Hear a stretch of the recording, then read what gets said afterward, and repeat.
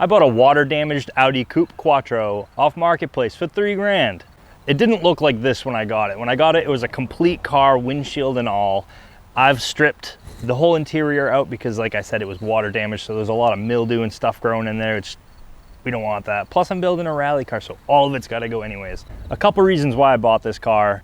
One, it's about a third the price of these cars of what they're going for. Of course, it's got damage, but 2, I've always wanted to build a rally car, and this thing had perfect bones, good bones for a rally car. Another reason is somebody's already gone ahead and done some upgrades to this car. We've got a 5-lug conversion. We've got some push front brakes. It's got some glass Euro front headlights, which there's a huge market, well, not huge, but there's a following for these cars, and people are dying for these parts, which I'm gonna take these off. I'm gonna sell these parts. These headlights, gone.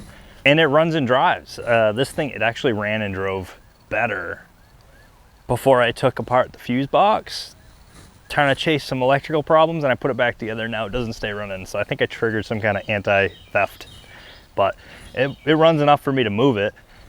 I started this project on TikTok, however, I'm moving it over to YouTube so I can make longer format videos of the whole build.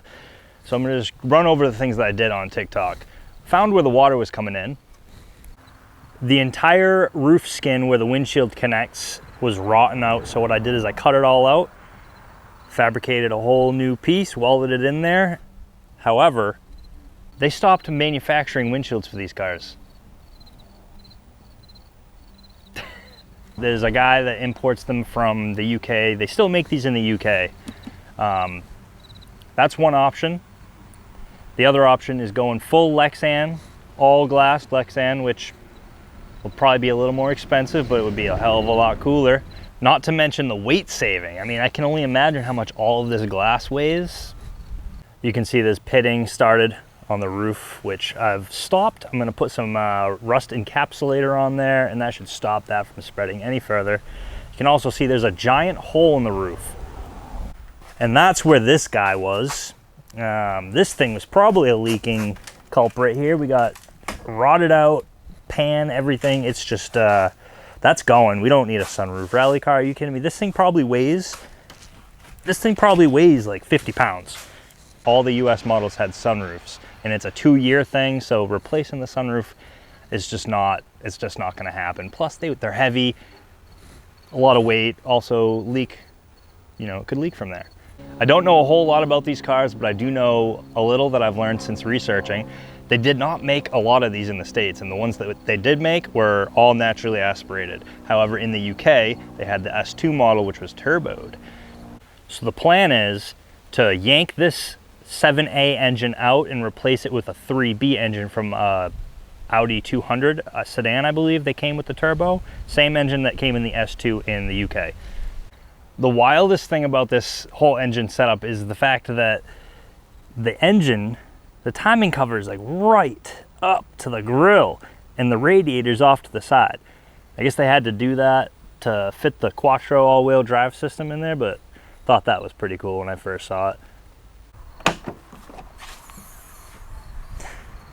As you can see, the interior is almost completely gutted already. Just got the door cards and the dash to come out. It's a nice seat right there, isn't it?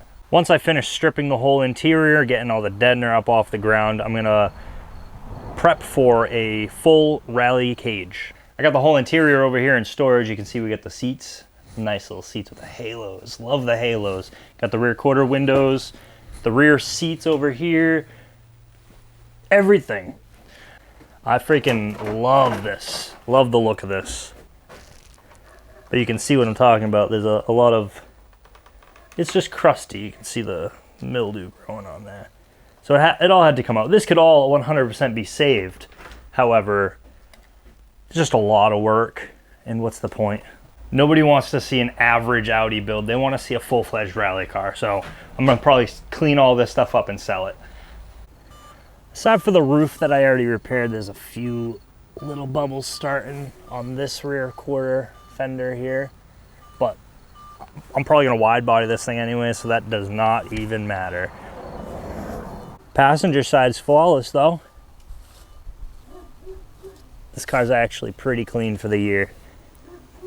Considering the fact that this thing probably had about 6 inches of water in it for years, the floor is absolutely spotless. And you know why? It's because from factory, they Galvy hot dipped this thing.